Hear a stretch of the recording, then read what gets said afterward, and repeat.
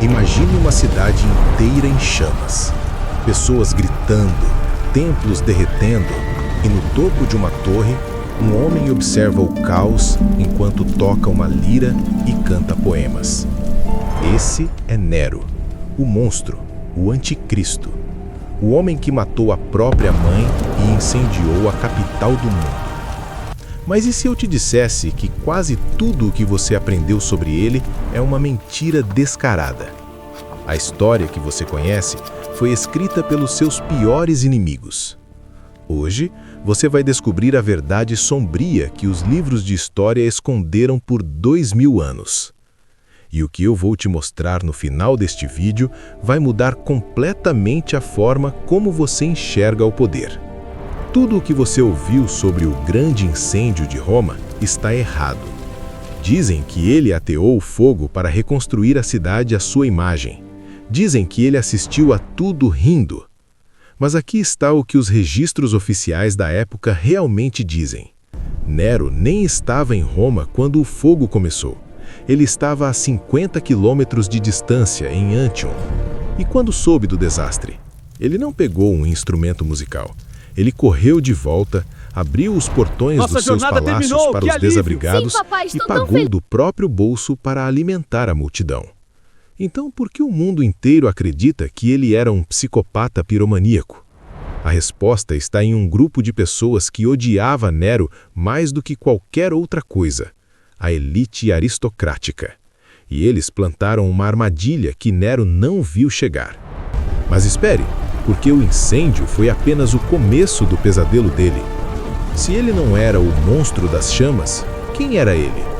Aos 16 anos, Nero se tornou o homem mais poderoso da Terra, um adolescente com o destino de milhões nas mãos. Mas ele não queria ser imperador, ele queria ser artista. Ele queria cantar, atuar, dirigir bigas. E a elite de Roma? Eles ficaram furiosos. Para os senadores, Nero era uma vergonha, uma jogada. Mas para o povo comum, Nero era um deus. Ele reduziu impostos, ele acabou com a corrupção nos portos. Ele era o ídolo das massas. E é aqui que a tensão sobe. Quanto mais o povo o amava, mais o Senado queria vê-lo morto. Eles precisavam de um motivo, e Nero deu esse motivo a eles, da forma mais trágica possível. Você já ouviu falar de Agripina, a mãe de Nero? Ela era a mulher mais perigosa de Roma. Ela envenenou o imperador anterior para colocar o filho no trono. Ela controlava cada passo dele, até que Nero não aguentou mais. A relação deles não era apenas tóxica, era mortal. Nero tentou matá-la 3 vezes. Primeiro tentou envenená-la, mas ela tinha o antídoto.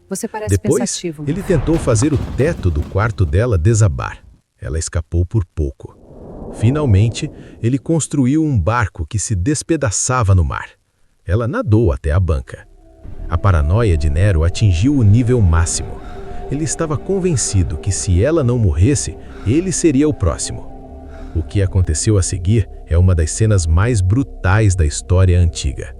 E o preço que ele pagou por isso perseguiu sua mente até o último suspiro.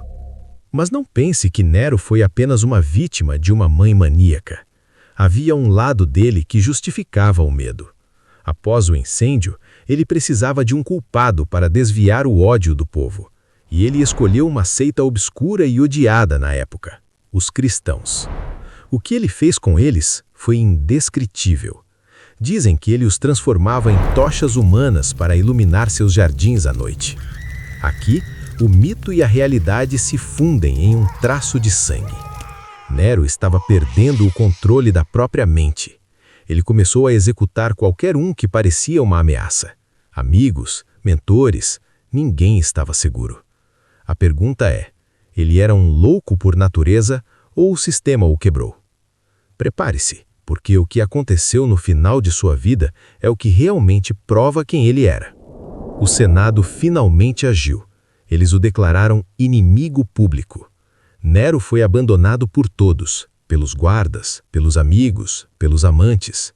Sozinho, em uma vila nos arredores de Roma, ele ouviu os cavalos dos soldados chegando. Ele pegou uma adaga, mas não conseguia terminar o serviço. Ele precisou que o seu secretário o ajudasse a empurrar a lâmina. Suas últimas palavras: "Qual artífice morre comigo?" Ele morreu acreditando que o mundo estava perdendo um grande artista, não um imperador. Mas a história não termina aí. Anos depois de sua morte, surgiram boatos de que Nero não tinha morrido. O povo começou a ver Neros em todo lugar. Eles colocaram flores no seu túmulo. Eles esperavam sua volta. Por que um monstro seria tão amado pelas classes baixas? A verdade é que a história de Nero é uma lição de narrativa. Quem controla o passado, controla o presente. Os historiadores que escreveram sobre ele eram os mesmos que ele humilhou. Eles transformaram um imperador populista e perturbado em um demônio sobrenatural. Então, qual é o veredito? Nero não foi o vilão de desenho animado que Hollywood nos vendeu. Ele foi um homem jovem, esmagado por um poder que nunca quis, preso em uma guerra contra uma elite que o desprezava. Ele cometeu atrocidades? Com certeza. Incendiou Roma? Provavelmente não. Ele era um artista incompreendido? Na cabeça dele, sim. A realidade de Nero é muito mais assustadora que o mito. Ela nos mostra que no jogo do poder, a verdade é a primeira coisa que queima. E agora que você sabe a verdade sobre Nero, você precisa ver o que aconteceu com o homem que tentou substituí-lo. Mas isso é assunto para o próximo vídeo. Se você chegou até aqui, você faz parte de 1% das pessoas que realmente buscam a verdade por trás das aparências. Não feche o vídeo ainda. O que você faria se tivesse o poder absoluto aos 16 anos? Pense nisso. A gente se vê em breve.